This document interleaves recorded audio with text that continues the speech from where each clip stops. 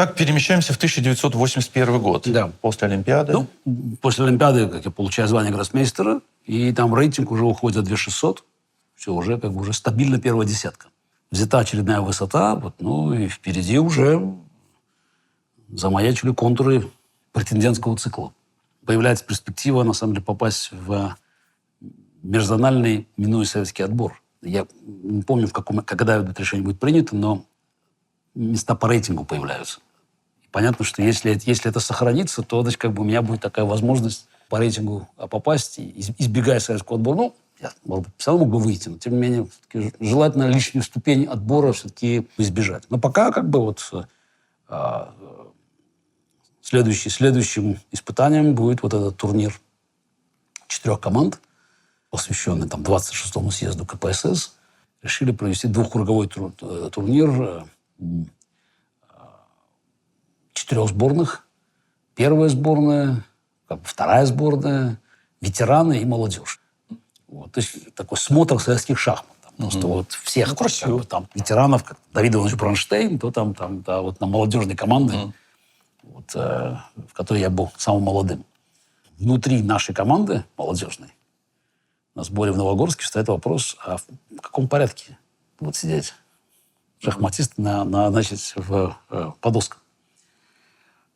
Ну, как-то мне казалось естественно. У меня самый высокий рейтинг, я играл в сборной СССР, как бы вообще-то моя первая доска. Ну, Сахис чемпион СССР. Вот, как бы. У Артура тоже свои есть, как бы, аргументы, значит, да. И, как я понимаю, начинается интрига. Вот. Но более того, как бы, в этой интриге есть определенный заказчик, потому что Карпову не очень хочет со мной играть на первой доске. И, соответственно, там какие-то вибрации спорткомитета, они доносятся до Новогорска, и начинается разговор о том, как это все делать, значит, как решить вопрос. Надо голосовать, если там команду расставить по доскам, то есть перспектива, там, как мы говорим, все-таки это Артур, это Сережа Долматов, это Лева Псахис, а как бы 3 человека, голосующие вместе, то если меня отодвигать по доскам там вниз, то не исключено, что там суммарно там Лева окажется на первой доске, например. Но слово последнее за Буховским и Токмаковым. Они тренеры молодежной сборной. Конечно, они ничего не говорят, но им очень хочется, чтобы я сыграл матч. Сыграл 2 партии с Карповым. И они принимают решение в последний момент, что да нет, не будем за всю команду, мы будем голосовать по доскам. Кому играть на первой доске? И выясняется, что там голосов там не хватит. Их 3, а с этой стороны голосов больше, потому что остальная часть сборной, там, я не помню, кто был, там и Сумбат Лапутян, и Михальчишин, и Саша Кочиев голосуют однозначно. Им так, что, первый, Каспаров. И голосование, по-моему, заканчивается там 5-2-1.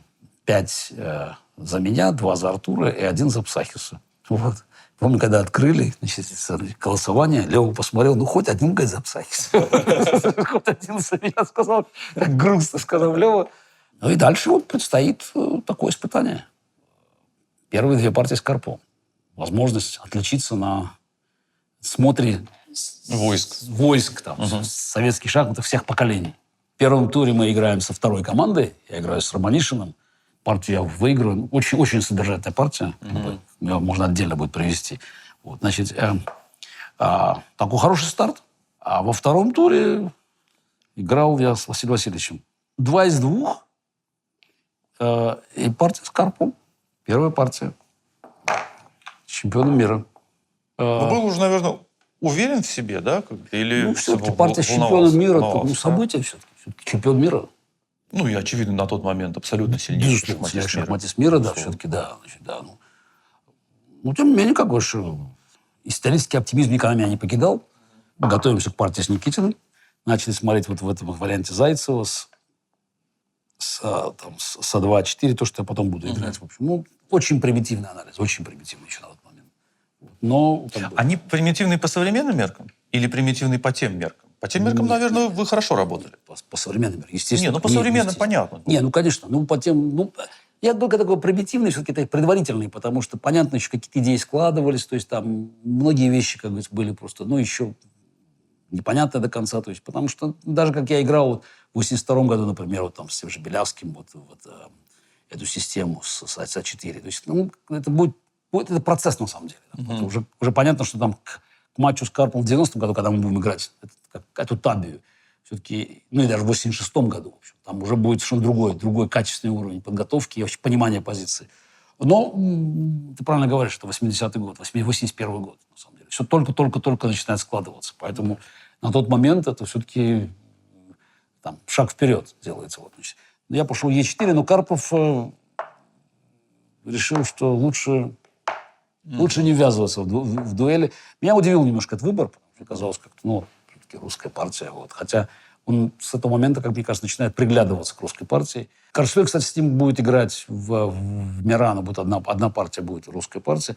И интересно, что... Черными, да. И Карпов, мне кажется, некоторые вот идеи из этой партии, они как бы у него отложатся, на самом деле. Не знаю, почему, но решил просто посмотреть, что я буду, может быть, делать. Я побил на Е5, значит. Вот так. Тогда это тоже все довольно быстро. Слон d3 складывал. Слон d3, конь c6, рокировка. Слон e7, ладья e1, и он пошел слон f5. Да. Вот. Опять только складывалась теория этого варианта, в принципе, сейчас. Ну, то сейчас, конечно, надо c4 ходить, как бы, да, вот. А на конь b4 слон f1, так, кстати, Карпов так с Портышем будет играть сам. Я так посмотрел. Конечно, c4 хочется сыграть, но все-таки думаю, нет, надо играть покрепше. Во-первых, у меня все-таки 2 из 2, потом маленький, может, какой-то плюсик будет у меня все-таки. Хотелось сыграть покрепче. Ну, не типичный для меня ход, но все-таки первая партия с Карповым. d2, значит, он, соответственно, бьет на d2, ферзь d2, слон d3, ферзь d3, рокировка. И c3 здесь, да, если не ошибаюсь? Да. c3. Ну, белых микроскопический перевес, ну, симметричная позиция. В общем, ничья, конечно. Но, на самом деле, событие только начинается. Ферзь d7, пошел он до Карпова здесь. Слон f4. Ладья какая? А8. Или А6. А6 он сыграл, да, А6. Да, такая профилактика Карповская, чтобы ферзь на 5 не прыгал. Не знаю, насколько она нужна. Ладья Е3. Да? Ладья Е3. Ладья Е8. Ладья Е1. Вот белые выстроились так красиво, в принципе, значит. Ну, по большому счету, на самом деле, все равно как бы конфликта немного. Слон d8, да, он пошел? Да. Слон d8. Ну, правильно. Да, пока. H3, да, я сыграл? Да. H2, H3. Значит, ладья Е3. Да, ладья Е3, ладья Е3. Е3. Ну, тут на ладья Е8, тут, может быть, ферзь f5 можно пойти, немножко там, это самое, чуть-чуть потрепать черных. Вот. Заставить, значит, ладья Е6 пойти. Вот. Ну, Карпов считает, что с ним нужды никакой нет, он против f6 ходит здесь. Как бы. Дальше ладья F7, ладья, то есть, ну, ладья E8 сейчас пойти, в принципе. Ну, ладья F7, ладья E7, например. И я тут начинаю задумывать идею, как бы, значит, вот, чувствую, что здесь есть перспективы какие-то, связанные с давлением, может быть, на пешку D5, коня. Ну, коня активизировать надо. Конь D2. Здесь ладья E2. Ладья E2 пошел. А сначала ладья E2 сыграл, да. Сначала ладья E2. Вот, да. Он пошел здесь, конь E7. Кого он пошел здесь? Он пошел... Ладья F7, да, конь D2, да? Конь D2, да. Конь D2, да. Конь d2, да, и вот здесь, да. И здесь, значит, проблема, если ладья e7 он играет, ладья e7, тогда я могу пойти, по-моему, конь b3 здесь, да, если не ошибаюсь. Да, конь b3. Вот тогда неприятный ход конь b3. Да, да. Тогда конь b3 неприятный ход, взял на e2, ферзь e2, слон e7 и ферзь g4. Ну, у черных явный дискомфорт. Потому что размен взял, пешка c7 висит, надо слон d6 будет ходить, там еще слабости вообще. Ну, в общем, позиция не такая... Не в карповском стиле. Да, ну, как раз карповскому в белом предпочел бы играть. Да. Вот. То есть, неожиданно для него я начинаю играть вот такую позицию, совсем простую, как бы, ну, давлю сюда, в общем, дискомфорт, явный дискомфорт. Значит, он пошел здесь, слон e7. Но теперь конь меняет маршрут, конь f1. Пешка-то здесь. Здесь Карпов ошибается, по-моему, да? Вот здесь он сыграл слон f8, да? Или... Нет, слон f8 правильный. Вот правильно. Правильный, да. А вот... Вот здесь ферзь f3 тоже. Ферзь f3. На прицел, да? Да. И вот здесь ладья e7, да? Ладья e7 ошибка, да. Вот здесь ладья e7 ошибка. Надо было конем уходить, да? Конь d8, да? или конь Е7?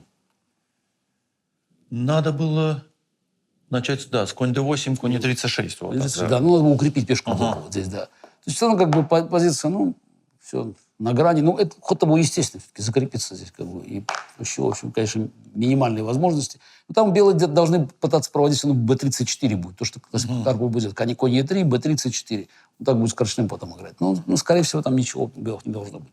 А после ладья e7 возникает проблема. Ладья e7, конь e3. Карпов взевает конь d8. Слон бьет c7.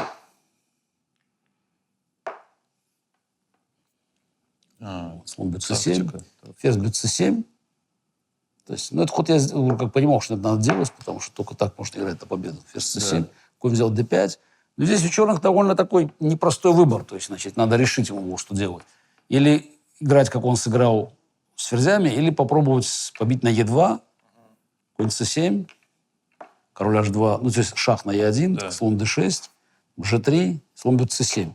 Но на самом деле здесь как бы здесь позиция белой пешки очень быстро будет двигаться. И, в общем, черные фигуры плохо скоординированы. Такое ощущение, что оценка позиции тут явно в пользу белых. Ну, опять, сама борьба, потому что у черных в конце концов, нормальный материал все-таки. Как бы, там, я не помню, как там мы оценивали позицию эту. Ферзя можно, я не знаю, может на c8 ферзя перебросить здесь. Да, не, правильно, правильно все говорите, да. c4 или ферзь d5 шах, я не помню. c4. c4 здесь, да? Вот, ну, в общем, так видно по весу, что координация плохая здесь. Карпов это понял, как, ну, естественно, в общем, оценил правильно ситуацию, и он предпочитает играть позицию, значит, ферзь d6, ферзь d6, да, или ферзь d7? Ферзь d6. Так, это у нас что, в смысле? Ферзь d6, да. Ферзь d6, конь e7, слон e7. Ну, вот здесь я вот смотрю на позицию, чувствую, ферзь e4, я, по-моему, пошел. Да. Вот здесь ферзь e4, ну, это правильный ход. Слон f8. Чувствую, что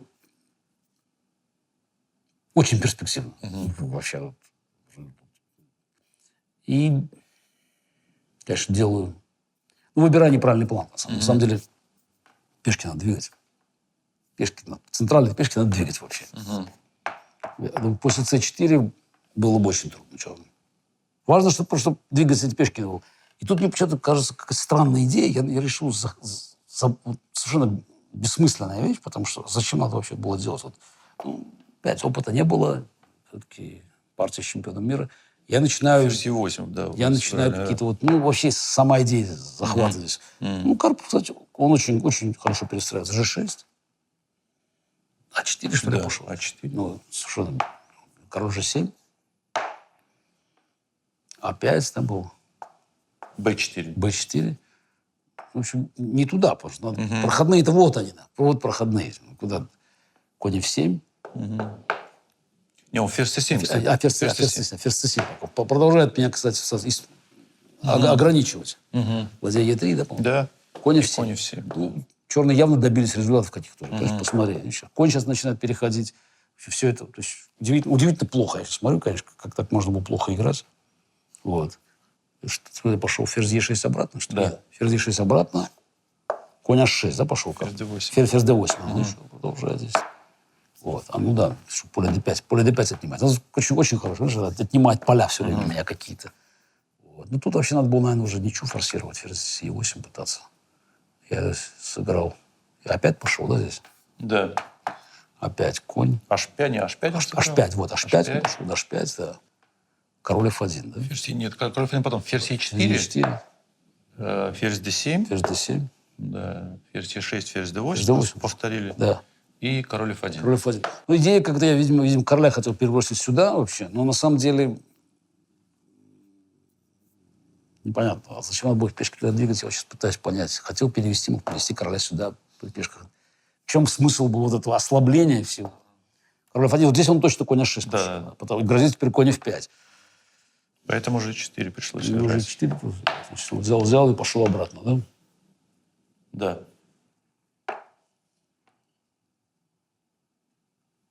Король Е2, что ли, Да. пошел? Конь G5. Ферзь B6, да? Да. Ферзь D7, король D3, да?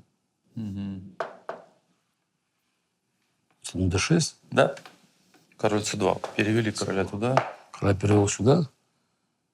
Ну, всё так. и предложил ничью. Да, предложил ничью, Карпов подумал. Интересно, что здесь это уже 41-й ход же. Да. Карпов, Можно было отложить, да? Вот, мог отложить. Почему-то не отложил партию.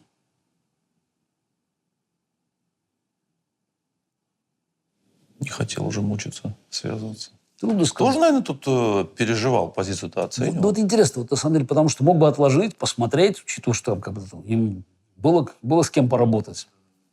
Не решился, видишь? То есть, видимо, был большой дискомфорт. Испытал, да. Да. По ходу партии. Хотя позиция явно улучшилась. Черный пусть все хорошо стоят, у белых куча слабостей, ферзь какой-то полезный оказался. Вот. Ну, как усилять позицию, не ясно. Но он... А дальше, значит, в принципе, в четвертом туре я проиграю Романишину. Довольно бездарную партию. Вот. Ну, потом зато отыграюсь с Василием Васильевичем, как бы вот, уже выиграл вторую партию у него, там довольно легко белыми. Вот. И перед последним туром у меня, значит, будет +2, а у Карпа +1. Там он выиграл у Романишина. Он играет белыми, ему надо будет выигрывать, будет вот ежик снова. Ну, в общем, не получится у Карпова ничего. Как бы, вот такая партия, причем как бы, вот, видно, старался очень. Но интересные были осложнения, даже получились в какой-то момент. Такая, причем, вроде бы позиция такая карповская, там, давил. В общем, я довольно уверенно устаю, причем мне даже покажется, что я уже перехватываю в какой-то момент, но, в общем, это будет иллюзия, на самом деле. Вот. И вторая ничья. Вот. Я помню потом, как бы, Севастьянов сказал, что шахматный диалог, которого мы так давно ждали, состоялся. Красиво. Диалог. Мог бы добавить, как бы, ждали, но делали все, чтобы Не состоялся. Да. Но вот после этого уже как бы возникает понимание того, что матч 1984 года становится реальностью. И желательно, чтобы этого матча не было, потому что исход его совершенно не прогнозируем. И вот то, что ты сказал, Никита, повеяло холодом из Москвы, в общем. В чем это выражалось? Начинает выстраиваться концепция. Это, значит, по возможности надо, конечно, не допустить того, чтобы я вышел на матч. Другое дело, что в 1981 году решение принимается по рейтингам. Значит, я сразу попадаю в межзональный. Межзональный. Помню, летом был. Мы были на сборе студенческому первенству мира в Эстонии. Наша молодежная сборная была, студенческая сборная. И пришло сообщение, даже помню, вот я как бы вздохнул с облегчением, что ФИДЕ принял решение о том, что, значит, по рейтингу попадают, ну, естественно, у него самый высокий рейтинг был среди тех, кого пустили туда. Естественно, я квалифицировался. Но до этого еще будет московский международный турнир. Значит, 1981 год. Это мой первый супертурнир. Вот, в нем как бы играет Карпов тоже. Ну, играют все как бы ведущие советские шахматисты. У меня возможность уже отличиться в индивидуальном турнире. Гарри Каспаров. За короткий срок это имя стало известно всему шахматному миру. Во время московского международного турнира гроссмейстеров юному шахматисту из Баку исполнилось 18 лет. Вместе с тренерами Бакинцем, Шакировым и москвичом Никитиным много времени и сил отдал Каспаров подготовке к турниру гроссмейстера, первому в его жизни соревнованию с такими грозными соперниками, как Анатолий Карпов, голландец Ян Тиман, венгр Улаеш Портиш, Лев Полугаевский, Тигран Петросян. Мы проводим тогда вот большой полноценный сбор. Помню, вот с Никитиным и Шакаровым начинаем как бы анализировать. Там, какие-то много смотрели новоиндийскую, я помню, там всякие сицилианские, то есть какие-то. Ну, в общем, начинаем по-настоящему смотреть как бы уже там, разные дебюты. Когда говорю по-настоящему, просто уже пытаемся как бы все время там, выйти на новый уровень. Ну, в московском турнире как бы проходных партий уже нету. Тут это, и это индивидуальный турнир, в отличие от матча четырех сборных. Жребий так выпадает, что в последнем туре я играю с Карповым белыми. Совершенно понятно, что как бы Карпову нужно иметь 1,5 очка запаса перед последним туром. Это совершенно очевидно. К сожалению, так и получится, в общем-то. Но в этом плане, как говорится, я сам виноват, потому что Карпов начинает там +2 выигрывает у Геллера и Балашова. Геллер получает последний момент, он заменяет Майлса. Довольно легко выигрывает. В общем, можно было ожидать этого. Вот. Хотя, конечно, уровень сопротивляемости в этих партиях черных, играющих черным был явно недостаточно. Так дипломатично скажем. А у меня вот хорошая партия. Первая партия с Белявским. Вот, староиндийская. Очень сложная. Я там жертвую качеством в дебюте. Долго думал. Белявский, вот интересно, вот у него вроде так, как бы он уверенно играет, какие-то позиции, отработанные. А здесь возникает ситуация, когда надо нестандартные решения принимать. И ему сложно и он явно не справляется. Я выигрываю партию, значит, у Белявского во втором туре. Партия с Георгиевым. Вот это болезнь уже, с которой трудно избавиться. И, значит, я играю, позиционная игра, так хорошо переигрываю его, и возникает эндшпиль. Я не могу точно вспомнить, какая позиция. Ее у нас нету, да? Я не уверен, что есть партия просто. Я могу примерно сказать, в общем, какая-то позиция. Значит, я не знаю, здесь она как-то, может быть, так стоит. В общем. Я ее восстановлю. Там, Да, главное, конструкция будет вот такая вот, в принципе. Вот, как бы конструкция будет вот такая вот. Вот.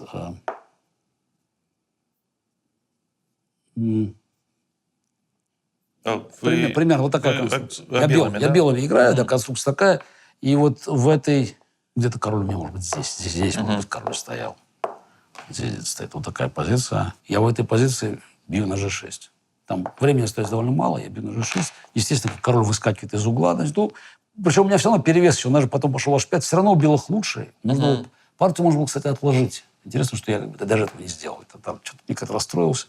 А потом как бы выясняется, анализ подтверждает, что вообще-то если оставить пешку здесь, то дальше просто на движение на фланге решает. Потом даже там размен ладей. В общем, позиция проигранная. Король переходит в центр. Черным реально нечего делать, потому что на самом деле они активизироваться никак не могут. Вот. А белые просто подводятся в центр, двигают пешки. Даже, я говорю, в какой-то момент меняет ладьи. Пешка на 6 слабо остается. То есть сохранить эту пешку, и, в общем, и все было по-другому. Вот. Ничья в третьем туре с Портишем. Очень интересная партия. Тяжелая партия, потому что первый с Портишем играю, черными. Там, Бенони. Вот. Но нашел красивую ничью там. В общем, там всю партию там как-то изворачивался. В четвертом туре выиграл у Торрес. Стал +2. Такая ситуация. +2, вот как бы, да. А потом какая-то там ничья, по-моему, у меня идет. И в шестом туре, по-моему, играю с Андерсоном.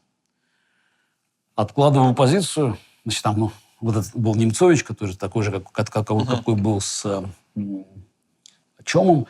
Я ставлю слон на Е3, и Андерсон там в какой-то момент жертвует качество. Просто отдает ладью за слона, но зато поле Е5 крепко, черные поля. Вот. И я как-то очень, опять нетипичная для меня манера, так я как-то очень удачно перекручиваюсь, в общем, и партия откладывается, у меня лишнее качество, качество осталось, и, в общем, позиция объективно выиграна. Другое дело, что потом Ульф там будет чудеса изобретательности демонстрировать, но позиция объективно выигранная. То есть у меня там уже +2, там, +3, там, где-то маячит. И вот эта партия с Петросяном, 8-й получается. Это 8-й тур как раз, да. Значит, у меня к этому моменту +2. Нам где-то с несчастным словом была короткая. По жребию в этот день Каспаров играл с Василием Смысловым, недавно отпраздновавшим свое 60-летие. Интересная партия старейшего и самого молодого участника турнира завершилась в ничью. В уме +3. Ну и, в общем, идем. Я думаю, Карпов испытывает дискомфорт. Он, правда, лидирует в турнире, он там выигрывает партии свои. Но, тем не менее, ситуация напряженная. С Петросяном будет тоже новоиндийская система Петросяна. Тигран Петросян. Экс-чемпион мира оказался самым строгим экзаменатором.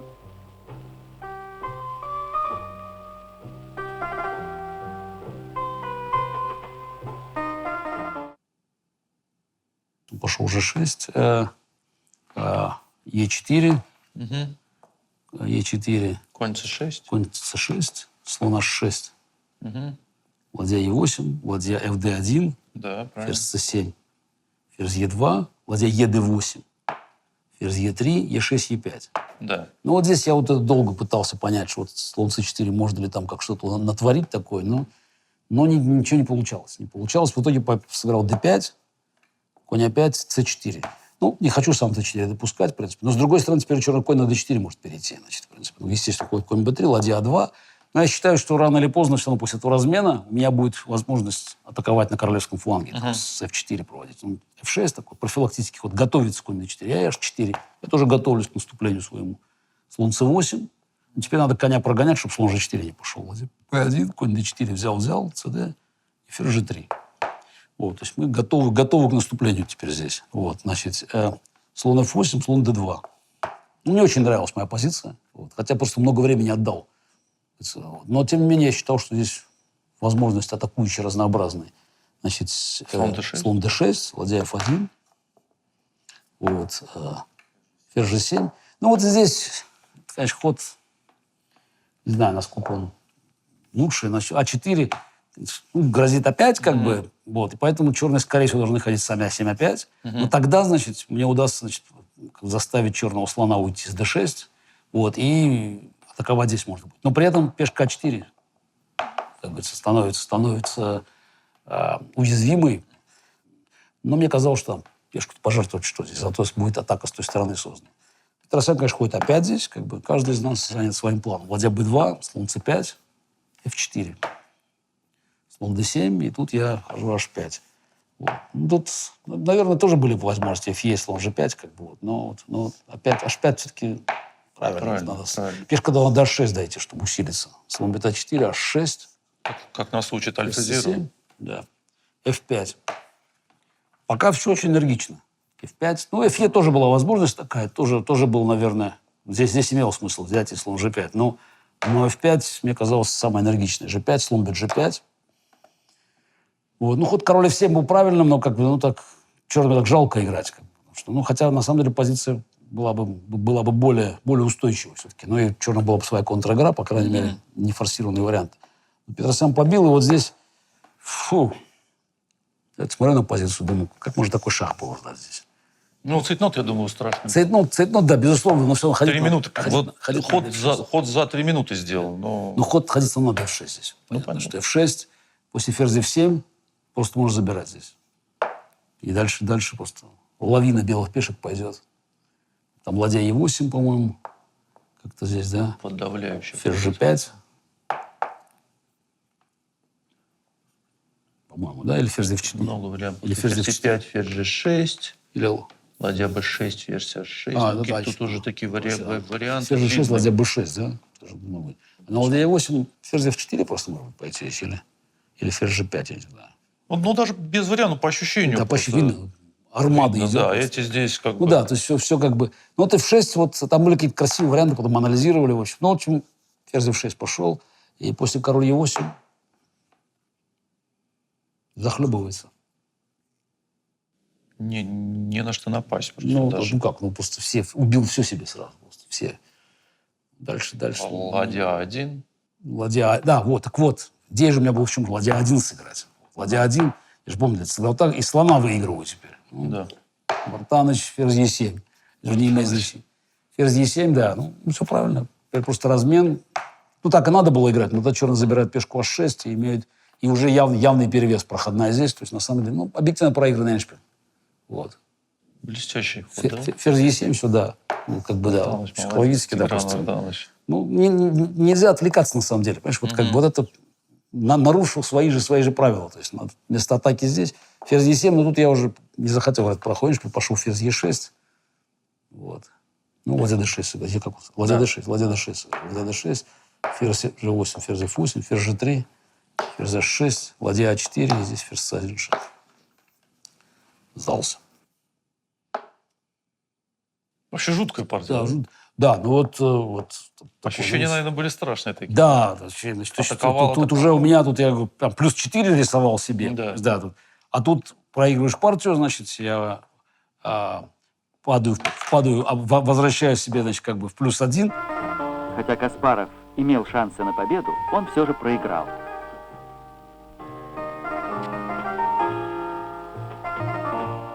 Поражение всегда удар для шахматиста. И в то же время это хорошая проверка его стойкости, нервов. И еще не выиграл у Андерсона, предоигрывал. Там действительно как бы там просто чудеса, просто качество. Потом еще качество спешка у меня было, но он построил какие-то крепости. В общем, боролся там, я как-то 80 ходов или сколько-то. Но, в общем, ничья. И за 4 тура до конца у меня опять +1. У Карпова, соответственно, там +4. Я, правда, еще выиграл у Геллера там, по инерции. Там, значит, вот, как бы, вот. Но потом Белый с Балашовым ничего сделать не мог. То есть сыграл очень бездарная партия совершенно. Просто, ну, все. Из рук валилось уже. И за 2 тура как бы у Карпова, у меня +2, у Карпова +5. Я играю черным с Полугайским, белым с Карповым. Вот. Ну, тут Лев Абрамович уже грамотно по указанию начальства предлагать ничего до партии. Так, на всякий случай, чтобы гарантировать. Потому что Карпов играет там, со Смейковым, белыми. Значит, и внимательно ждет, когда Полугайский фиксирует со мной ничью. Вот, потому что Лев Абрамович там пришел, тогда мы в номере гостиницы «Украина» жили, и сказал, ну, вот надо бы нам... Ну, всем понятно, что как бы... выполнял поручение. И вы что? Как только... Ну, а что? Ну, я черными играл уже. А как только, значит, я соглашаюсь на ничью с Полугаевским, значит, там пожимаем руки, там буквально через несколько минут Карпов соглашается с Мейковым ничью, фиксирует первое место, +5, и все спокойны. Все спокойны, потому что в последнем туре волноваться не надо, значит. Вот. Но я все равно пытался подготовиться к партии с Карповым, значит, и вот тогда начал думать о том, какие вот идеи в ферзевом гамбите. Тогда вот мне приходит в голову, значит, можно бить на f6. Вот я тогда начинаю вот в ферзевом гамбите, что можно играть вот эти слон f6, слон f6, e3. И начинаю здесь обдумывать разные ходы. Ферзь b3, ферзь c2 и ферзь d2. Ну, с Карповым я ферзь d2 сыграю. Вот, как раз вот. Ферзь d2, и вот на c6, то, что все играли тогда, я уже придумал h4 ход. Ну, я так очень легко выиграл какого-то австрийца там на первенстве мира среди студентов. Очень быстро. h4, g4, вот этот план. Вот. Ну, Карпов задумался, ферзь d2, он пошел здесь конь c6 со мной. Вот. Я там побил на d5, хотя потом уже ладья c1 придумал ход. Ну, вот с этого момента я начну изучать разные возможности именно после взятия на f6. Вот. Ну, партия будет... У меня будет небольшой перевесик какой-то, вот, ну, не очень интересная позиция, карлсбадская структура. Вот. Ну, в итоге я опять особого желания бороться не было, предлагаю ничью, как бы вот. Это, значит, третья партия с Карповым. Она кончается ничью. Следующую партию мы сыграем уже в матче на первенство мира. Больше с Карповым я играть не буду. То есть, как бы, и это будет не случайно, потому что опять формируется мнение, что вообще-то матчи вообще даже отдельных партий лучше избегать. В последнем туре противником Каспарова был чемпион мира Анатолий Карпов.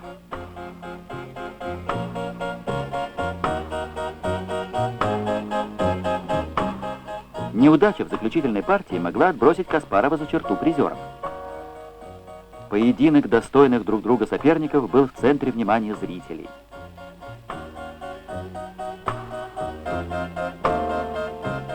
Затем, как развертывались события в партии, за очередными ходами своего ученика в пресс-центре внимательно следил Михаил Ботвинник. И вот, наконец, все волнения позади. Карпов и Каспаров подписали мирное соглашение. Ничья. Турнир гроссмейстеров завершился убедительной победой Анатолия Карпова. Гарри Каспаров поделил 2-е, 4-е места с Львом Полугаевским и Василием Смысловым. Отличный успех самого молодого гроссмейстера. Ну, я делю 2-е, 4-е место там со Смысловым Полугаевским по +2. С одной стороны, конечно, неплохо все-таки. Ну, 2-е, 4-е место, турнир экстра-класса, 1-е место, первый чемпион мира. Но мне все равно как-то не по себе было. Там, играл не лучшим образом. Вот, партия с Петросяном покоя не дает вообще. Вот, все как-то вот могло быть гораздо лучше. Андерсон не выиграл там партию еще. Там даже Карпов там давал интервью, сказал, ну да, конечно, Каспаров сыграл, но ему там в начале там, на старте там подвезло там сильно, вот. Я там даже тогда начал писать вот наши бакинские шахматы, такая газета выходила. Я там регулярно писал как бы свои статьи. Значит, из них потом книга «Сложность испытания времени». Я пишу, что вот интересно, вот партия с Белявским первая, вот партия с Георгиевым, вот партия с Портишем, вот партия с Петросяном. Вообще, насчет того, что им повезло. Первенство СССР. Первенство СССР во Фрунзе. Я туда приехал с мамой, потом Никитин подъедет. Шакарова там не было, это точно помню. Ну, первенство СССР вообще там марафонский турнир, 17 туров, такая дистанция по сегодняшним меркам вообще там играют, с доигрыванием причем. Вот. Ну, турнир получился очень хороший. Кстати, я играл очень хорошо и должен был бы, наверное, выиграть. Плюс 8 набираешь, обычно выигрываешь легко. Да. Но это был звездный турнир Лёва Псакиса. Я думаю, что абсолютно лучший турнир. Он играл блестяще совершенно, Лёва там. Вот. У меня выиграл во втором туре, кстати, партию. Вот. Ну, я, конечно, перегнул палку, там тем не менее выиграл все-таки. Да. Вот. Лёва выиграл 9 партий, одну проиграл. Вот. Набрал плюс 8. Я тоже набрал плюс 8, я 2 проиграл, выиграл 10. Вот. Но такой вот турнир тоже был знаковый, был, потому что вот сейчас, можно сказать, уже как бы по прошествии многих лет, там, прошло 40 лет прошло, там новые шахматы были уже, на самом деле. Вот уже Лёва играл в другие шахматы, там, на самом деле, ну, и Артур тоже там был, то есть, на самом деле, я играл. То есть, там вот видно было, что шахматы меняются. На самом деле, вот такой вот процесс смены вообще вот парадигмы шахматной происходит. Вот, как бы. Я там начал с победы над Гавриком, потом я проиграл Лёве во втором туре, причем решил сразу за счет Немцовича. Что-то мне не везло в защите Немцовича все время. Вот я вот потом я еще с Белявским тоже в 5-й партии, в 4-й партии. Иногда вот мне хотелось сыграть вот как Немцович, прям получил отличную, нормальную позицию получил, прекрасную позицию получил. Вот. Никитин был очень доволен, говорит, ну, хорошо, вот рождается классик, там, знаешь, да. Но потом почему-то начал играть как в староиндийской, знаешь, агрессивно. Вот. И, значит, проиграл, но потом выиграл 5 штук подряд. Причем так вот, выигрывал действительно хорошо, так интересно было. Вот, значит, ну это... Вот, но забежали вперед. Там, в общем, каждая партия там, ну, какая-то такая микроистория, то есть действительно интересно было. Вот, значит, вот я стал 6 из 7, там я как-то вырываюсь вперед, но Лёва там все время рядом идет. И вот мы постоянно так меняемся, как бы, вот, один за другим меняемся. В каком-то туре я проигрываю Гулько. Череда неудач потом начнется у меня с Борисом Францевичем там. Да, он очень гордится, как я гордился. Я последнюю я все-таки выиграю партию в 95-м году, но тем не менее, как хоть размочил счет. Вот, значит, но, проигрываю очень плохо. Но грамотно, спокойно в староиндийской. Вот F3, слон G5, земиш такой. Вот. Я явно не понимал, о чем там речь идет. И, в общем, проиграл без борьбы. Вот, но все равно там периодически выигрываю партии, значит, как бы, все равно плюс набирается. И вот это такая сдвоенная победа, 13-14 тур, это Тимощенко Дорфман. Это вот точно был Владимиров на сборе перед первенством СССР, потому что мы готовились, как раз мы смотрели партии первой лиги, и там была партия Рожковский-Тимощенко. Это вот, ну, вариант Ботвинника. Вариант Ботвинника. Тогда новая табия начинает складываться. Вот, начинает складываться новая табия. Вот, и мы начали тогда, ну, как, значит, мы тоже анализировать это. Слон G7, G3, C5, D5, ферзь B6, там, слон G2, рокировка, значит, в принципе, здесь P4, конь A4, ферзь B5, A3. Значит, они ходили там конь, да, значит, конь B8, АБЦБ, слон Е3, ферзь G4 там сейчас более... Слон D5, ладья D5, ферзь Е2. Ферзь Е2, конь С6. Да, конь С6, ладья FC1. Ладья FC1, значит, да, в принципе. И здесь, по-моему, Тимощенко C3 играл. Да. Вот, значит, как бы, и мы подготовились к этому. Там, вроде бы, там плохая позиция. По-моему, там просто нужно... Белый жертвует просто фигуру и имеет очень сильную атаку. Ну, кто перевес имеет, просто взял конь C3. И Тимощенко подготовил новый ход конь А5. Да. На самом деле конь Е5 сильнее. Здесь это уже Таль будет со мной сыграть в 83 году. Но они подготовили ход конь А5. Вот. И вот здесь я вот действительно... Тимощенко очень доволен был. Подготовлен ход новый такой. И, в общем, я так посмотрел, что надо что-то делать. Пошел b3 здесь. Надо же бороться. c3. Взял, ладья c3. Пошел король d7. Пошел ферзь c2 здесь. В общем, ну, находил ходы инстинктивно лучше. Слон d6. Да. b4. Ладья c1. Ладья c1. Ладья c1, ферзь b7, b4, да. Да. b4. Ферзь бьет b4. И ладья b1. Ладья b1 теперь. Ферзь g4. Да. Ну вот здесь сделайте. Здесь белый просто ход слон b7. Вот такой ход сделал. Да. Поле b6. Теперь дело в том, что вот черных лишняя фигура, все вроде крепко стоит, позиция проигранная. Вот. Позиция проигранная. Я потратил очень много времени, но здесь уже Тимощенко задумается на, я не знаю, бог знает на сколько, на час, наверное, потому что не будет вездехода. Ферзь не может отойти, потому что шах и мат там, в принципе. А, в общем, на самом деле, это иллюзия, что так все. Потом, как бы, ход слон e5 будет анализироваться, ладья c5. Ладья c5, Свешников говорит, что если черные отбиваются, и Дорфман его послушает, на следующий день сыграет со мной. Забавно будет. Отбарабанили эти ходы все, вот. Пошли какие-то, появились такие Я споры форсированных Я пошел слон вариантов. c5 просто, да. Потому что я уже как раз ночью я в голове как-то тоже прокрутил и понял, что слон c5 выигрывает. На самом деле, после слон c5 партия заканчивается тоже. То есть опять вроде лишняя фигура, но у белых решающая атака здесь. Вот. И, так что я выиграл вторую партию как бы на одной и той же идее. Но вот был страшно горд, что удалось сделать все эти ходы. И придумать ход слон бета7. Он такой прям компьютерный, да, жесткий. Жесткий компьютерный ход. На e5 ферзя 2 я пошел, если я не ошибаюсь. Да. e5 ферзя 2. В общем, выясняется, что там ладья d1 взял, Да. ферзь d1, король g2, ферзь h5.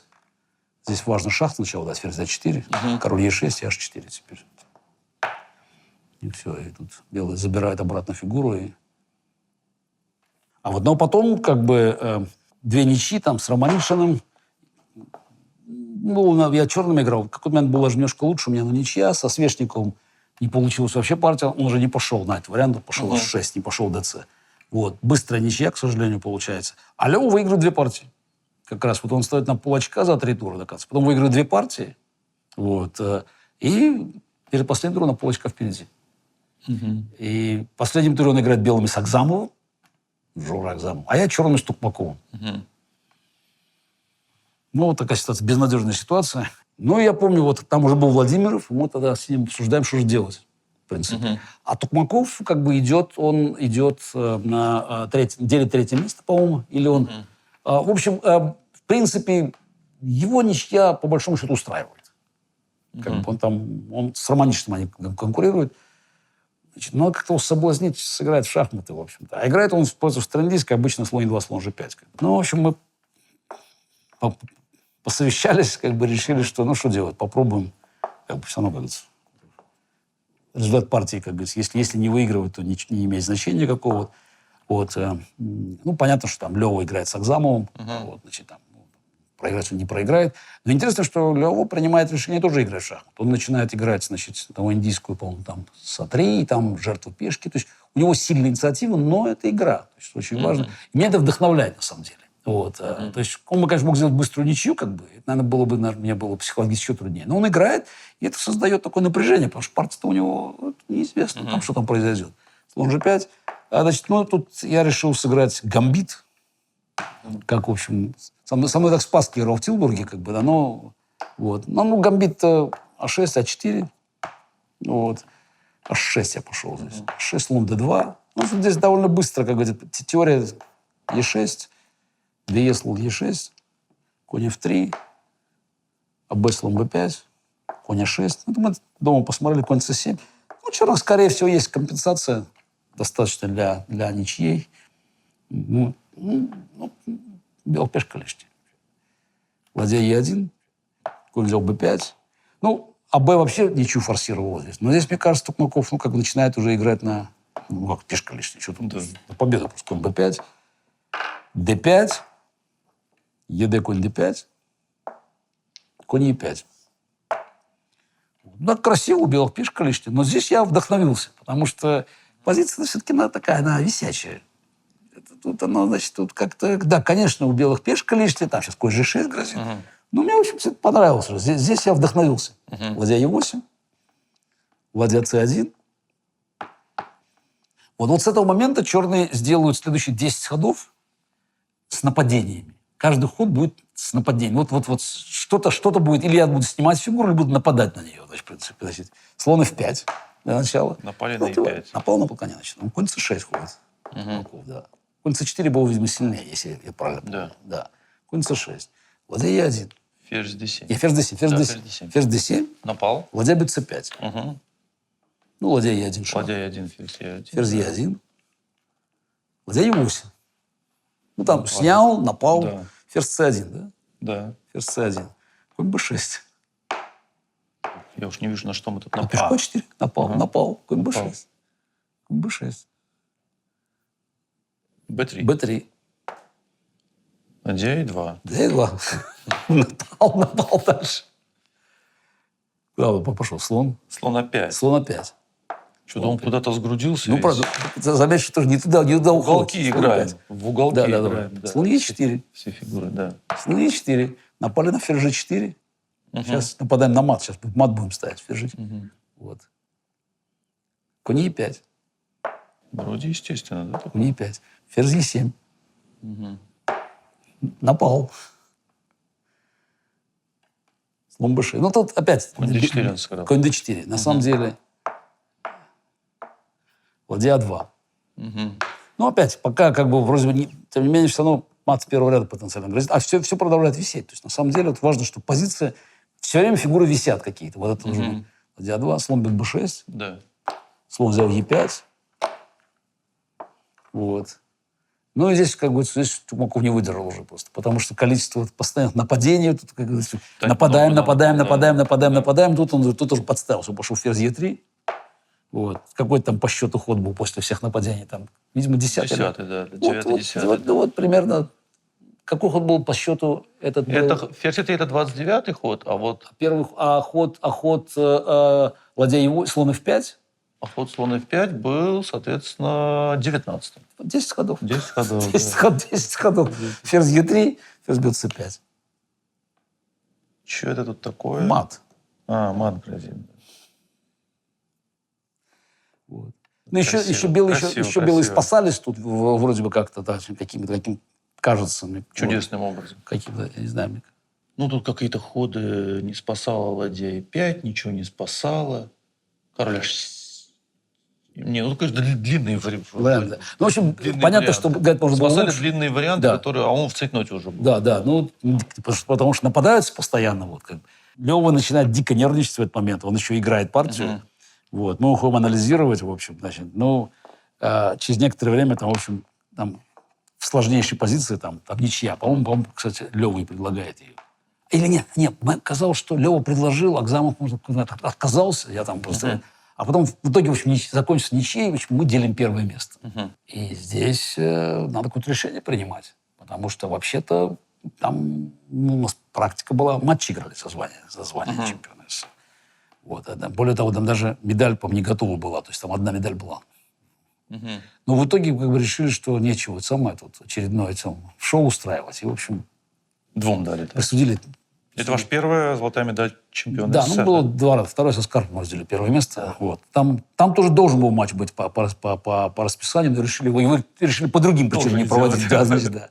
Вот, значит, это был 81 год. Но вот этот турнир действительно удался. То есть я чувствовал, что играю уже в очень хороший шахмат. Там уже и дебютный репертуар складывается, и, в общем, на многих стадиях уже весь прогресс был. Но важным таким шагом, как бы вот к этой ступеньке, был Тилбург. Как раз он проходил во время матча Карпова с Корчным. Там-то матч в одни ворота уже шел. А в Тилбурге я там сыграл неудачно. Это, значит, 50% набрал.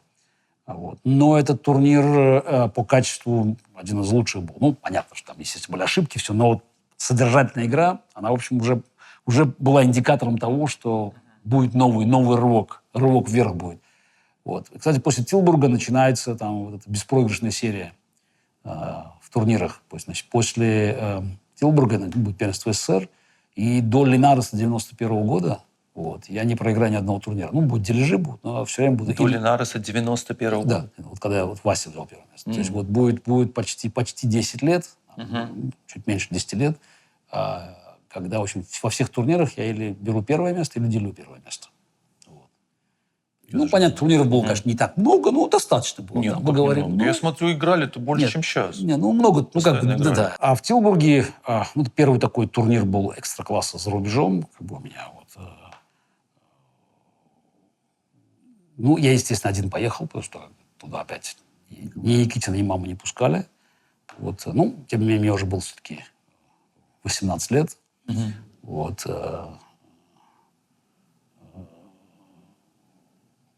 Когда я в Москве был, там я даже не знал, мне не сказали, потом дедушка умер, с которым вот, как раз.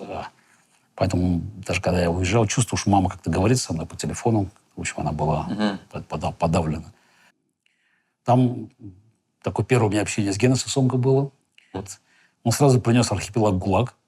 На всякий случай. На всякий случай, да. А, он уже, это какой да, он уже давно жил. 81, да, значит, да. Не знаю, насколько это повлияло на мое выступление там. В общем, я там читал, там по ночам читал архипелаг ГУЛАГ. И, кстати, в первом туре мы встретились. В первом туре встретились. Он играл свои рогозинские схемы там. В общем, ну, хорошая партия была достаточно. Я пожертвовал качество. Понятно, что, скорее всего, это жертва качества спорная, но для меня это было как, ну, качество. Открытая позиция, черный там аж 6 G5 открылись, то есть, на самом деле. И не сумел Гена, очень быстро развалился. То есть, как бы, вот этот напор, он, в общем, не выдержал. Во втором туре Спортыша была партия. Опять был Бенони, и на этот раз я уже перехватил инициативу. Близко было, выпустил. Встретился с Белявским. Хуже стоял белыми, вот, ну, устоял, в принципе. В четвертом безобразно играл с Тимоном. В общем, что-то у меня в странической G2, G3, вот, коня на 5 ставил, все время что-то плохо повел. Вот, оставился, как Лене Зайду проиграл, там, до этого сейчас с Николаевским древняя партия была. Все время конь на 5 попадал, что-то у меня там все как-то вот плохо складывалось. И с Тимоном тоже. Казалось, вроде бы какая-то игра была, но не получилось. В общем, проиграл партию, но не особенно как бы. Ну, проиграл, да. Кстати, просрочил время первый раз, по-моему, в своей жизни. Просрочил время, да? Да, ну, позиция проигранная была. В пятом туре со Спасским играли. Вот, первая партия с Борисом Васильевичем. Значит, Т4, он играет сталиндийскую. Решил что-то со мной сыграть. Я подумал, пошел там. Слон E8, G5, кстати. Вот, значит, он играет, явно не готов был. Решил сыграть гамбит. Волжский гамбит, модификацию. Играл плохо Борис Васильевич. Ходу на, там, я не знаю, 18-м, ну, оценка, я не знаю, там, машина сколько, плюс 3, наверное, даст сейчас просто. Ну, позиция выиграна как угодно вообще просто. То есть я до сих пор не могу понять вообще, что там происходило. Там у меня как-то пешка на А7 оказалась. То есть везде подавляющая. На всех участках доски подавляющая позиция. Что я натворил? Причем в Спаске в цейтноте еще. Причем в цейтноте просто, чтобы вообще... И тут меня начинает просто колбасить. Я не знаю почему. В общем, что-то жуткое начинает делать. В общем, там все растерял, потом еще подставился. В общем, значит, в итоге партия откладывается. В общем, и у меня там... Я уж без фигуры, какая-то контр-игра есть. В общем, ну, в итоге при доигрании все равно проиграл партию. Это магия чемпионов была на тот момент. Петросян, Спасский. Что такое, да.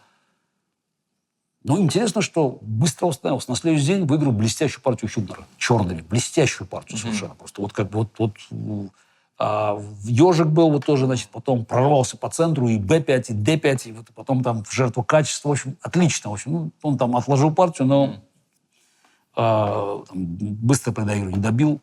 Вот. Очень хорошая партия. Ну, опять 50%. Вот. Ну, и с Петросяном играем. Значит, ну, вот теперь, сейчас, значит, вот отличная уже партия складывается. Там я жертвую пешку, значит, в общем, значит, захватываю инициативу.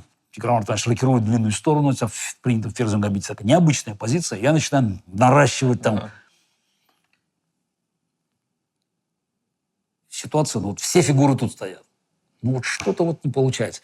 Ну, надо справедливости, надо сказать, прямого выигрыша не было. Там, вот такого вот, как бы, ну, вот анализ показывает. Но был бы, конечно, сильнейшая инициатива. Вот, как бы. Вот. Ну, то есть там эта машина уже может только показать, там какие-то там очень там, завуалированные возможности, там компьютер показывает. Вот.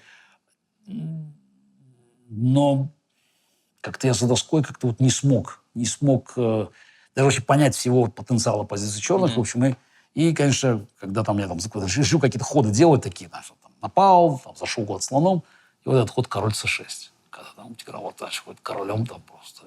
И у меня наступает просто шок. Как это так? Как король там пошел? Король пошел вперед просто, да?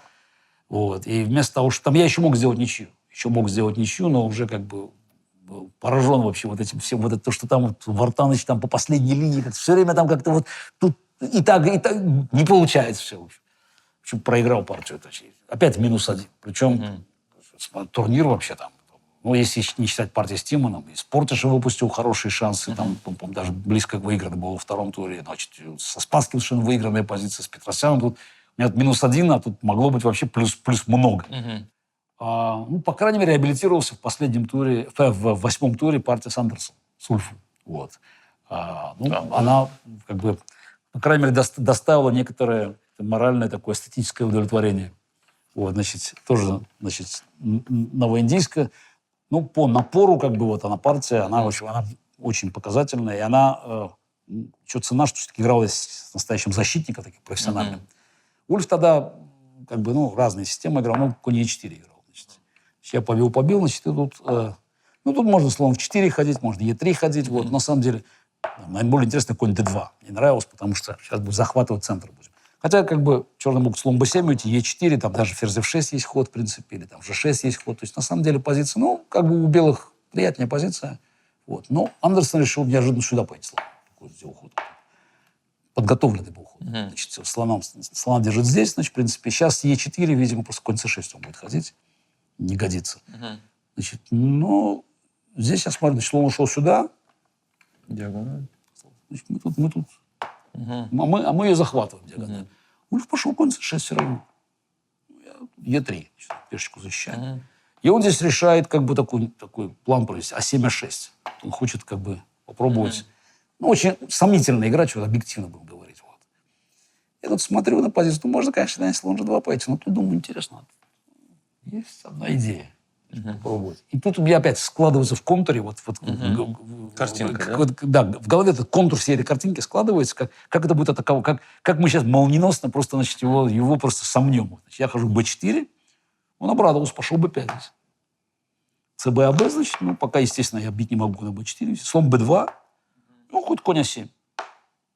Ну, вот так вот. И чувствовал себя, мне кажется, очень комфортабельно. Сейчас D5, С6, коня на С4 перевезем. В принципе, постепенно тут все такая борьба. Нет, никаких коней не будет никуда переходить, потому что больше передышки не будет. H4 для начала. Важно еще прослабить его. Вот. Значит, ну, разные ходы были, но принципиально сути не меняли. H6 он пошел. D5. Ну, все, теперь, значит, открываем диагональ. ЕД. Слон G2. Так, это С6. Рокировка. Значит, проблема в том теперь, что не развиться. Сейчас будем Е4 проводить. То есть неожиданно все поменялось, на самом деле. Все открылось у белых, то, значит. Ну, какой-то F6. С виду нормальный ход. Ладья Е1. Ладья Е1. Не торопимся. Слон Е7. G4. Король F7. H5. Слон H7. Е4. Наши открывают все здесь просто. ДЕ. А что делать? Слон Е4. Слон Е4. Конь Е4. Просто идет напор. Ладья Е8, да, уходит здесь? Так, конь 4, конь С8. Конь С8. Ладья Д1, да? Ладья АД1. Ладья Д1. Все вышло. Да. Ладья А7, да? Ладья А7, да. Ладья А7. Ну и настало время. Для чего? Конь F6. Если я правильно понимаю. Для конь F6 настало время. Что это такое вообще? Вот. Так же было, если не ошибаюсь, в партии. Да. Конь F6. Да. Все, теперь... Значит, если теперь слон F6, тогда шах. Так. Слон бьет F6. ЖФ и есть ход. Ладья E6. Сдались. Все, сдались, да.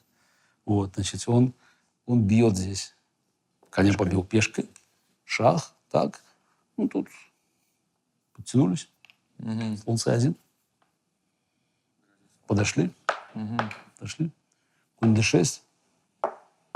Так, не. Он на слон С1 D5 Да, сыграл. слон С1, D5 пошел. D5 пошел. Вот. И я здесь сыграл... Я, кстати, помню, здесь ладья D4. Ладья D4, секундочку, да, я решил, зачем? Я пошел ладья D4 здесь. Шо усилить? Куда торопиться? Усилить, да. А куда торопиться там здесь? Ладья D4, конь D6, ладья G4. Да, вот Конь F7, теперь слон Б6. Да, теперь слон А6. Все вовремя. Все, Да. король Е8, слон G7. Да. Горе такое вот. Такое наступило. Ну, так вот прям видна вот стандартная схема. Так, как-то вдруг конь H7 пошел куда-то не туда сразу. Конь Ой, А7, конь всё, А7 все идет, да. Вот, то есть вот, ну, в общем, партия, причем опять, она вписывается вот в творческую игру в турнире. То есть, да. А потом ничья с Любовичем такая не очень как бы напряженная такая. В предпоследнем туре партия с Ларсеном была тоже очень интересная партия. Я играл тоже так, и с выдумкой играл, в общем, и близок был к победе. Ну и в конце как-то вот сделал. Все-таки Ларсен извернулся в владеннике, там, буквально чудом сделал. Ничего, но все-таки Эндшпиля играл хорошо. Там партию анализировали, там, это вот я даже в книге пишу, когда там Спасский там, предлагал там активные вещи какие-то. Вот, значит, говорит, Толуш бы сыграл так, Толуш. Ларсен я посмотрел, сказал, Казимирыч! Казимирыч, сказал Ларсен. Я, значит, потом опять расстроился, там я после ничьей. Спасский мне говорит, что ты расстраиваешь? Я говорю, ну, слушайте, ну, это опять такой. И Эндшпиль такой, тебе, говорит, Бенни надо, Бенни, за науку платить, говорит. Вот. В общем, да. Ну и в последнем туре с Майлсом, опять, кстати, я черными перехватил инициативу, но, в общем, как бы там выигрывать не выиграл, но, в общем, имел опять перевес. То есть практически во всех партиях доминировал. Мне потом сказали, что там, приехали участники в Мирано, там, говорили про турниры, и, в общем, мнение однозначно было, что играл я интереснее всех. Результат, конечно, так себе. Но, опять, все же понимают, результат результатом, а вот содержание партии, напор, качество партии вообще, идеи, все это. То есть уже время для нового рывка было. В начале 82 года, значит, я помню, мы приезжаем там, в Москву, там у нас там, спорткомитет проводит обследования разные. Как я понимаю, там на самом деле по результатам обследований там еще проводят психологические тесты. В общем, я помню. В общем, полагаю, что эта информация фиксировалась. На самом деле начинается там... Будет полезно. Будет полезно. Я вообще думаю, что все это январское обследование, оно во многом как бы связано было с тем, что надо было меня вытащить, просто как бы занести в карточку и начать, как говорится, изучать. Потому что там было много самых разных тестов. Ну, делали. Опять я не особенно реагировал. Так. Самое главное то, что, значит, надо как бы играть в турнирах. Значит, ну, поддержка у меня как бы в Баку есть, но там база у меня есть моя тренировочная. Но вообще надо потренироваться. Я чемпион СССР. Вот, у меня один из самых высоких рейтингов в мире в тот момент. И есть приглашение на 3 турнира. 3 супертурнира. Бугойна, Лондон и Торино, если я не ошибаюсь. Турин, да. Турин, да. Лондон, Турин, Да, Бугой. да. Да. На все у меня есть приглашение. И я отправляюсь в управление шахмат, в шахматном клубе. Тогда, значит, Батуринского заменил Крогиус уже. Спрашиваю, куда меня, на какой турнир меня отправят. Какой-то там Дортмунд, я говорю, там турнир, 10-я категория, у меня там рейтинг уже там под 2600 с большим гаком. Нет, говорит, он говорит, вот, есть мнение, что вот, поедете туда вот. Я говорю, как туда?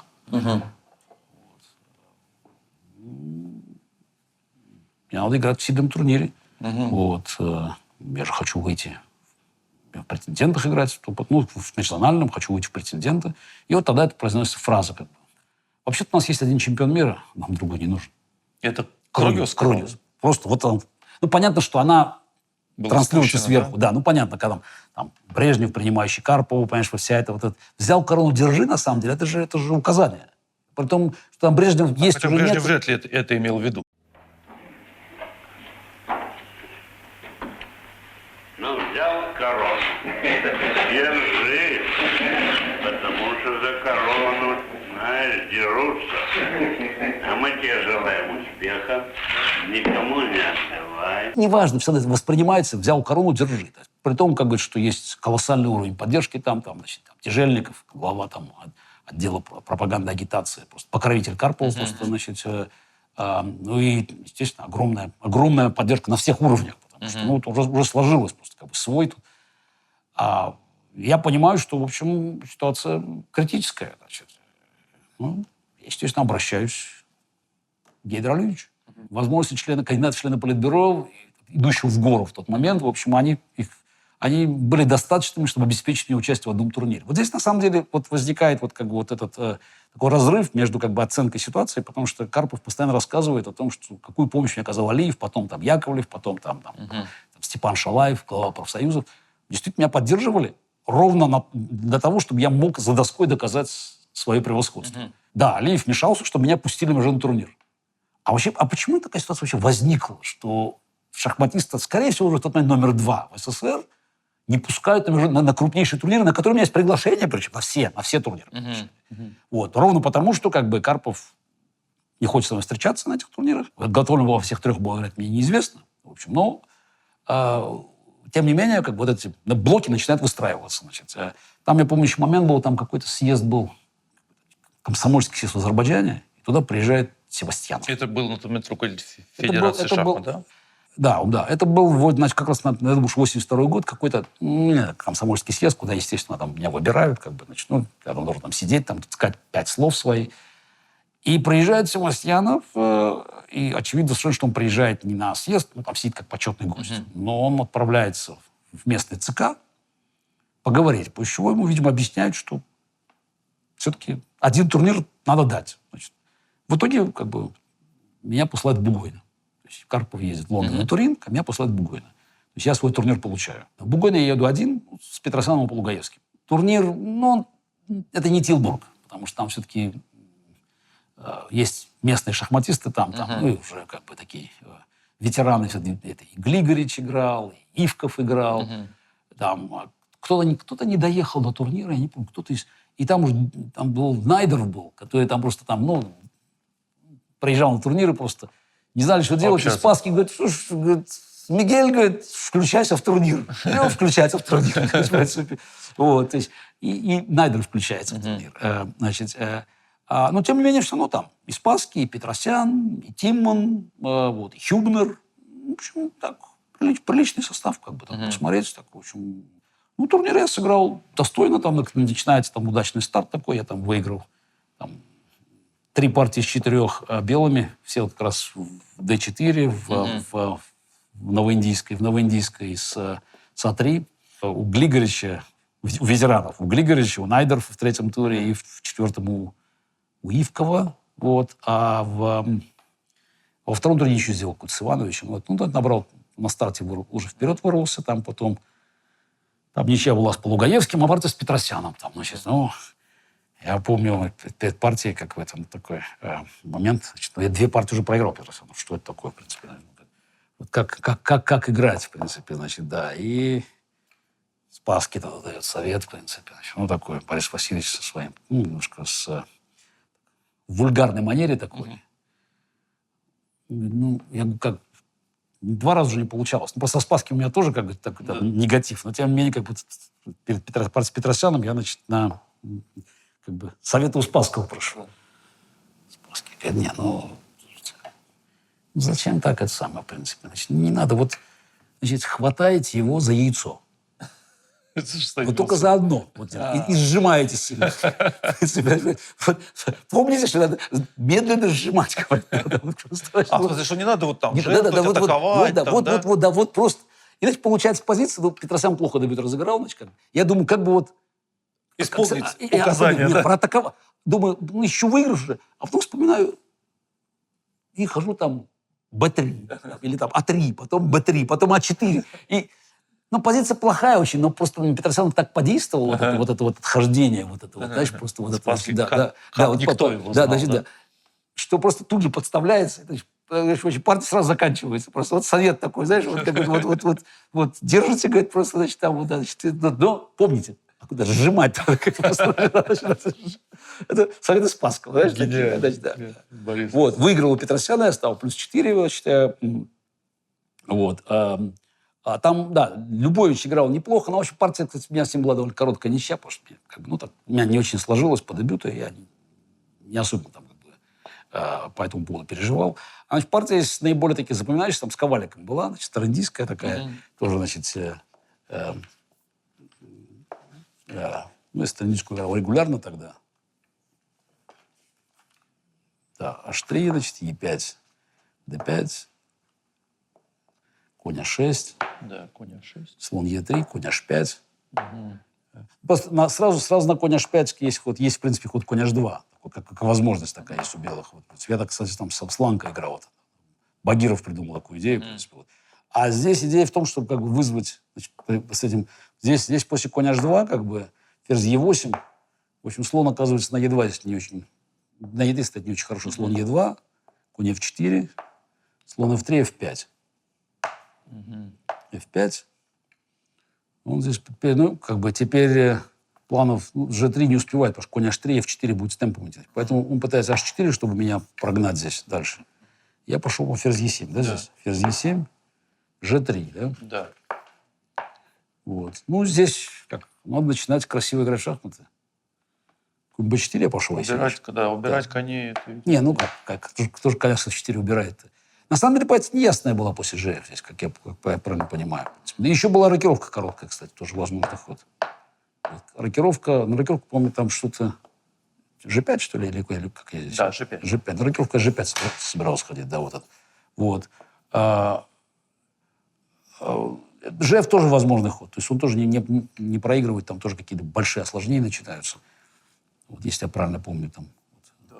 Да, тут много всего. Они не выдерживали совсем такое. Да, но тут дело в том, что после хода конь b4 человек попадает тоже в какую-то прострацию, потому что как-то тут уже вроде бы белыми это все построили, а тут уже напали уже все, значит.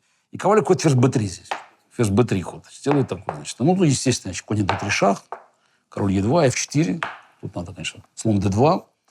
Но тут, конечно, продолжений заманчивых много было, значит.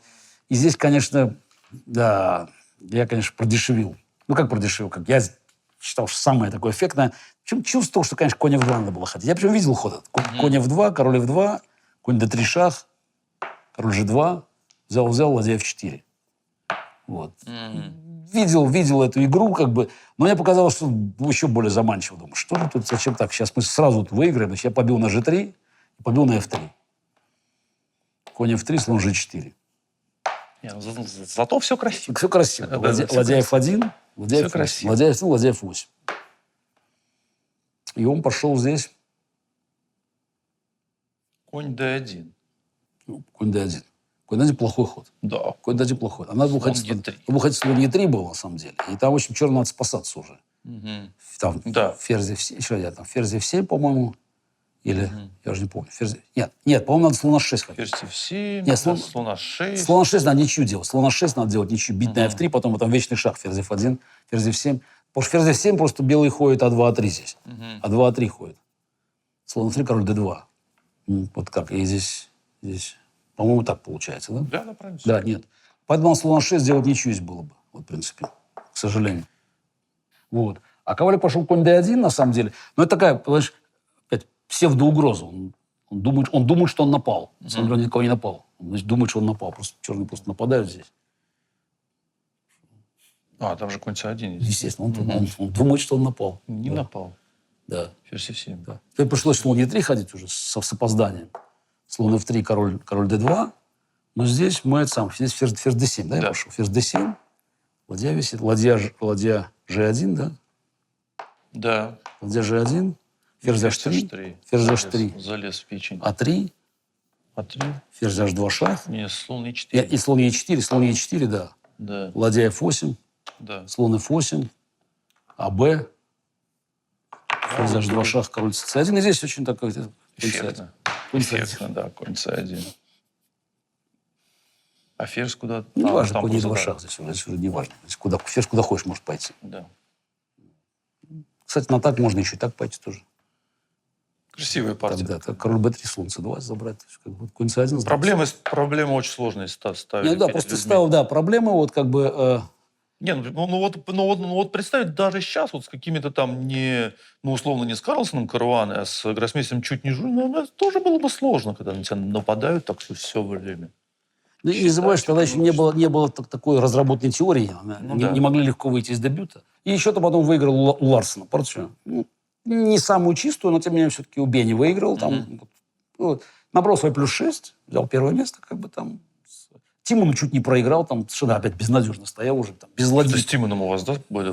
Сложно было играть? Без ладьи. Опять Земеш был, другой вариант был. Остался просто, я без ладьи остался. Но продолжал играть просто вот как ни в чем не бывало. У него была чистая ладья лишняя в один момент. Просто лишняя ладья за пару пешек. Но опять он ждал сдачи Тимон. Да. А сдачи нет. Никто не сдавался. На самом деле борьба продолжалась. То есть, Тимон просто обалдевать. Как это? Ладьи нет. Он просто стоит позиция. Это бред, да? Бред. Ну, бредом просто я играл. То есть опять энергия, напор, все-таки как бы, да. Это как предпоследний тур был. Вот. Ну, в общем, так понятно, что я уже брал первое место, но все равно проигрывать не хотелось. Итак, 82-й год, значит, Бугойна завершается, значит, я, в общем, выигрываю турнир. После этого, я помню, мы приезжаем, там первенство, командное первенство СССР, в Кисловодске было. Но мы за «Спартак» с Никаном Артановичем играли. Я помню, мы в самолет приезжаем в московский аэропорт. Какой же аэропорт был? Мы должны улетать. И он подходит, говорит, слушай, говорит, причем мы играем за одну команду. У меня уже там рейтинг выше, я выиграл Бугойна. Понятно, что как бы...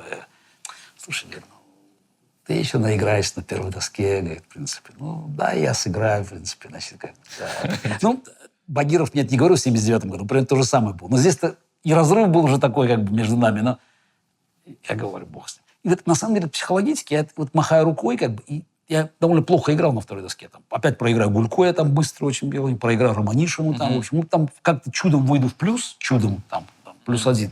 Ну, понятно, что сыграю там сильно ниже своих возможностей. Потому что психологически как бы уже вот отдал первую доску, это потерялся интерес вообще, на самом деле.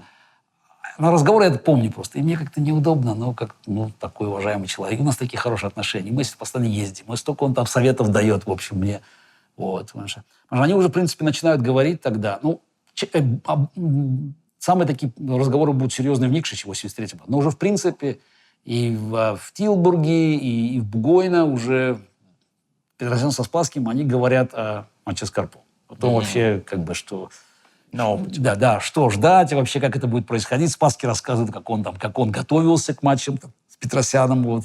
Петросян рассказывает там про свой какой-то опыт игры. В общем, узнаю, значит, впитываю в себя вот эту информацию там, историческую, которая пригодится. Вот, значит, в 82-м мы уже проводим полноценный сбор. Никитин, Шакаров, Владимиров. Нет, Тимощика еще нету. Владимиров. Готовимся к межзональному. Вот, ну, понятно, надо, в общем, выходить. Но 2 места выходит.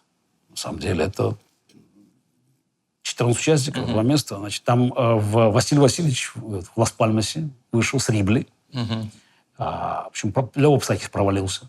В Талуке выходят, вообще неожиданно совершенно, выходят Рибли и Торре. Просто выходят. Рибли и Торре выходят. Нет, стоп, Смыслов. Нет, Смыслов. Рибли вышли там, а там вышли выходит Портиш-Торре. Портиш-Торре выходит, извини, правильно. Смыслов Рибли, там Портиш-Торре выходит. Да. Вот, тоже там Артур проваливается. На самом деле, не так все сильные просто, шахматисты не выходят. И Москва, значит, они уже, кстати, все... Петросян тоже играл, он играл в Лас-Пальмасе, тоже неудачно сыграл. Как на этом завершилась претендентская карьера, потому что он играл в турнирах претендентов с 53-го года. С Цюриха. Да. С Цюриха играл, 53-й, 56-й, 59-й. Там, был чемпионом мира стал. Потом в 73-м цикле играл, в 76-й, 77-й, 80-й. Последний раз сыграл с Корчним, вот четвертьфинальный матч. Ну, в общем, завершилась карьера. Но зато Василий Васильевич появился. Там, неувидаемый, да. И в Москве, значит, вот... Да, там еще Сакс играл в Москве у нас. Ну, там есть, я говорю, приличные шахматисты. Яша Мурей приехал в Москву тогда, как бы, это событие было такое, знаешь, как бы. А потому что он же уехал из СССР. Да, и тогда, как бы, шахматисты, как бы, уехавшие, как бы, они not welcome. Но правила межзональные, в общем, как бы, на это махнули рукой. Играли в гостинице «Спортмы». Вот, там из-за Яши там довольно жесткая режимная система была. Я начал удачно очень. Я выиграл у Сакса в первом туре. Очень хорошую партию выиграл. Пересчитал, красивая комбинация там. Значит, причем там он, наверное, мог сыграть лучше, но комбинацию там видно было, что он тоже считал варианты, но последний нюанс, как бы, последнее слово за мной осталось. Потом ничья с Кинтеросом была. Выиграл в третьем туре у Яши Мурея. Довольно легко партию выиграл. В новоиндийской Сатри. Тоже там такая партия, там, пешка Д там. Значит, побежала моя просто. Знаешь, это вот, как я часто это делал, знаешь, вот, стали все сзади, и пешка Д там протаранил. В общем, ходов 25 ходов не продержался я же. Четвертым с Геллером попал в очень... Я играл опять на Шовинген с ранним Е6-5, как в Москве в 81-м. Но, в общем, не готов был. Он там применил новую идею. И, в общем, была тяжелая позиция. Геллер, в общем, просто очень ходил. Там Петрович по сцене так... Удержался. Все-таки, но выиграть не так просто у меня тогда было. И потом две партии. Сталем и Белявским. Обе партии белыми играл я. В общем, проблемы были, потому что Сталем... Я там применил вот новую разработку нашу. Да, кстати, мне кажется, мы с Тимощенко смотрели. Да, вот разработку в московском варианте, когда черные не идут на вариант Ботвинника, играет H6, слон H4, ДЦ, я сыграл. Я ушел на H4. С этого начиналась, кстати, история, потому что как бы считал, что слон H4, ДЦ, это просто лишняя пешка. Е4, G5, вот слон G3, B5. И я там вот план был слон Е2, и потом с Е5, H4. То есть, в общем, у меня новая идея совершенно была. Очень была перспективная позиция. Вот. Ну, не нашел усиления. Потом, кстати, Тигран Вартанович, когда анализировали, там он предложил правильное решение. Вот. И сыграл как-то очень сверхоригинально. И, в общем, позиция у меня там, фигура не хватает. В принципе. Ну, у меня есть компенсация, конечно. Видно, что Талет не очень нравится, он предлагает мне ничью. На самом деле, конечно, это не лучшая была идея, потому что надо было играть, конечно, Михаилу Ефимовичу Пайцеву лучше. Но он не любит играть, когда защита была, как бы вот как-то вот. В следующем туре с Белявским, там тоже испанская партия, там теоретическая дуэль. Белявский там делает какой-то ход, который я не ожидал. Там, я там пытаюсь по центру прорваться, и я просто подставляю пешку центральную. Вот. Ну, опять, там компенсация возникает. Белявский начинает нервничать уже там, в общем, так, в диком цейтноте, там, в общем, ничья снова. То есть две ничьи, причем явно игра не складывается. То есть, вот это... Потом, правда, выиграл Кристиансен хорошую партию. Вот. А потом там ничья короткая с Гарсией, которая неожиданно выигрывает. Значит, Гарсия лидирует в турнире. Кубинский шахматист, вот как просто там лидирует. Ну, потом, правда, он, по-моему, проигрывает Белявскому, в общем, как бы, и начинает сдуваться. Вот. А у меня, в общем, никак вот оно не складывается. Вот партия с Гарсией, вот эта партия с 8-й, тут с Андерсоном. Ну, жуткая партия совершенно, в общем. Я что-то пытаюсь как-то... Причем глупость. Зачем? У меня +3. Зачем надо было пытаться перегибать палку? Я пытаюсь сторондийски что-то пытаюсь сделать. Ульфа просто явный перевес. Вот, значит. Ну, я как-то там позицию обостряю. Вот, и уже хулиганю, потому что у меня больше времени. Я предлагаю ничью ему. Позиция проиграна объективно у меня. Он смотрит на часы, смотрит туда, на голову, да, и соглашается.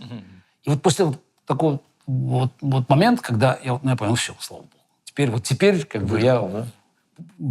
Уверенность возвращается, потому что меня весь турнир лихорадило просто. Вот это ничья, когда... Причем партия с конкурентом. Если бы я проиграл эту партию, то мог бы, скорее всего, не вышел, потому что не сумел бы восстановиться. А дальше у меня +3 перед последними 4 турами, но там такой финиш, как бы, в котором я уже достаточно уверен. То есть я там играю с Родригесом. Правда, играю очень такая длинная, муторная партия. То есть я пытаюсь выиграть технически у него, без всякого риска. Вот. Ну, в итоге выиграл. При доигрывании добиваю его. Легко выиграл в Андервилле. Легко. Там просто черными. Там, 25 ходов. Просто, да. И еще под горячую руку Георгиеву там собираю просто. И все. Перед последним туром я уже там обеспечиваю себе первое место. Потому что Белявский проваливается. Вдруг что-то происходит. И Белявского начинает просто заносить. То есть он там... не выигрывает какие-то партии, а потом еще проигрывает белым в Андервиллю позицию тоже там с лишней ладьей после дебюта вообще. Просто что-то с ним произошло. И перед последним туром у меня там уже +6, у Белявского там с Талем, там Андерсоном по +3, как бы, но они там уже отстали. И я играю с Велимировичем. Вот. У меня большого желания бороться с ним не было, но он там хотел рвать и метать, потому что к этому моменту у меня был там, не сухой счет с югославами, но ни одной партии я не проиграл. И Велимирович очень хотел стать первым югославом, который у меня выиграл. Сыграл с топором Е4, там, я пошел каракан. Ну, в общем, в итоге я партию выиграл. Вот, в обоюдном цейтноте. И неожиданно +7 набираю. И, в общем, Триумфально выигрывает. да, и вообще Белявский там выиграл Георгию в последнем туре, на 1,5 очка впереди. То есть, он даже рейтинг, наверное, прибавил себе. Вот как бы. Вот. И я становлюсь претендентом.